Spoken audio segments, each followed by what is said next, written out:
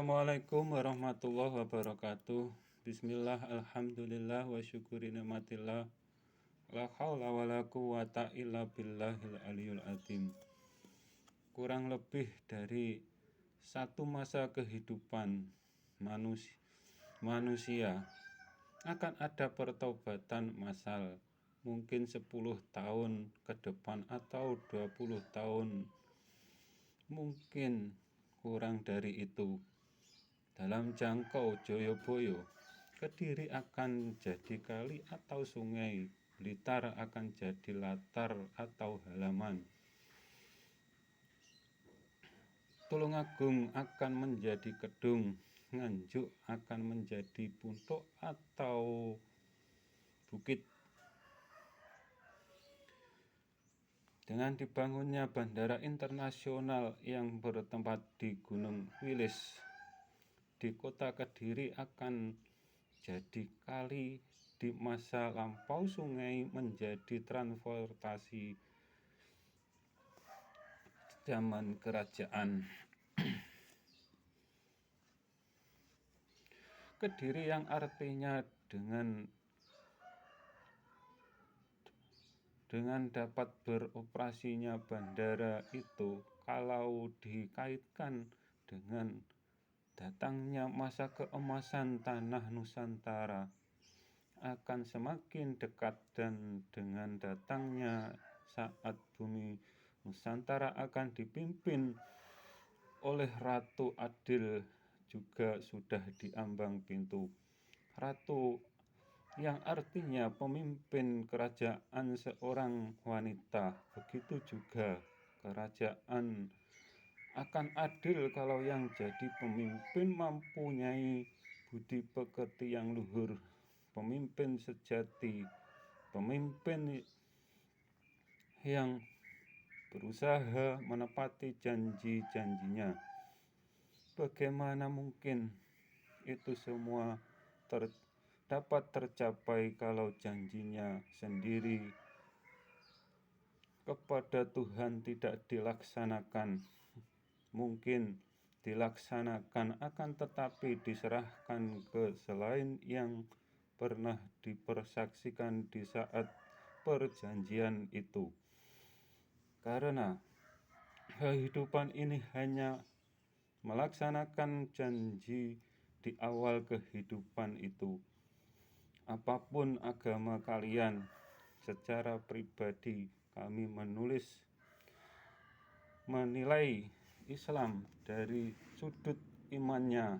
Apabila menyelisihi masa persaksian, itu berarti bukan Islam. Dan saat ini banyak agama lain yang sholatnya hampir sama dengan umat Islam. Dan apabila suatu agama tidak ada lagi yang diimani, yang imannya sama persaksian, maka kiamatlah agama itu dan sudah tidak layak diikutinya.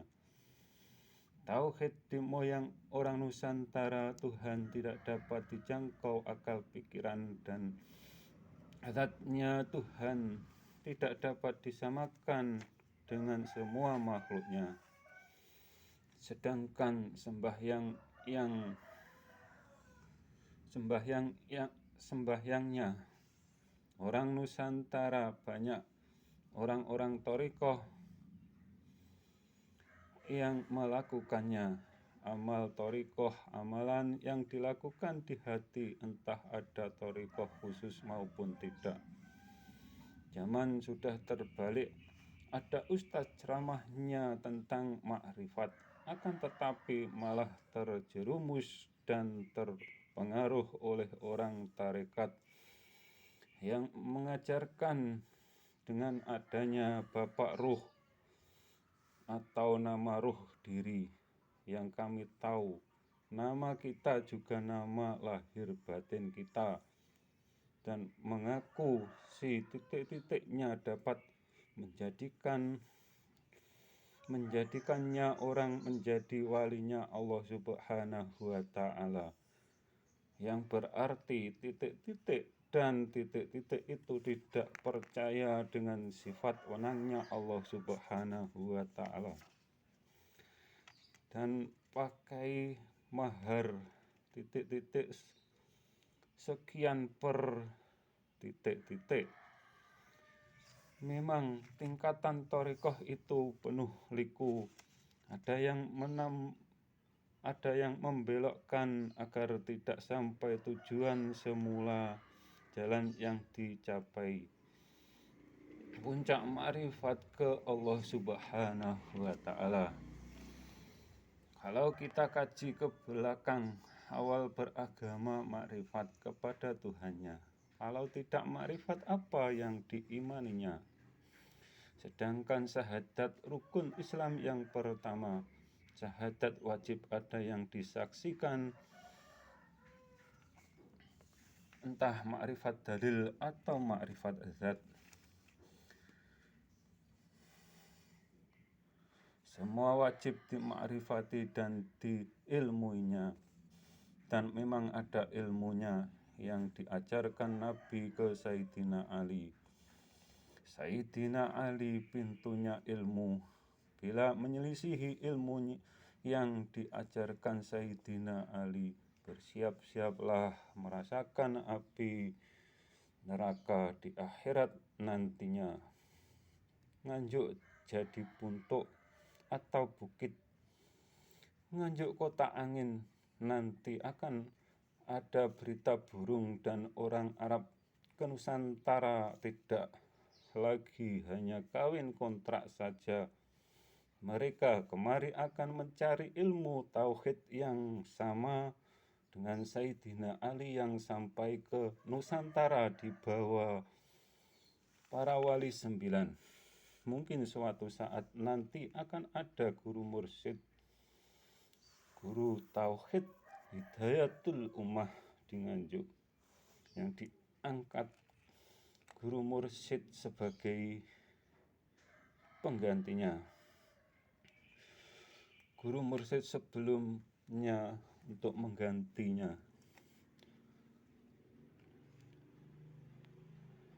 Nusantara akan bangkit dari keterpurukan seperti saat ini. Islam menjadi banyak golongan, hanya saling mengkafirkan, akan tetapi seruan ayat ketuhanan tidak dihiraukan. Yang seperti ini sesungguhnya orang-orang kafir. Bila ketuhanan yang Maha Esa, ketuhanan yang Maha Esa akan dapat satu paham apabila semua manusia mau kembali ke fitrahnya dan percaya dengan adanya di awal kehidupannya ada janji kepada penciptanya, dan merah putih akan berkibar di langit tertinggi di seluruh dunia. Asal semua manusia di Nusantara yang mempunyai agama Islam khususnya mengenal merah, putih, dan hijau dalam dirinya sendiri, karena ketiga simbol itu akan kalian bawa pulang menghadap kepada penciptamu dan dimintai pertanggungjawaban masing-masing. Merah jasad sampai hati, hijau ruhmu, putih jiwamu. Wassalam.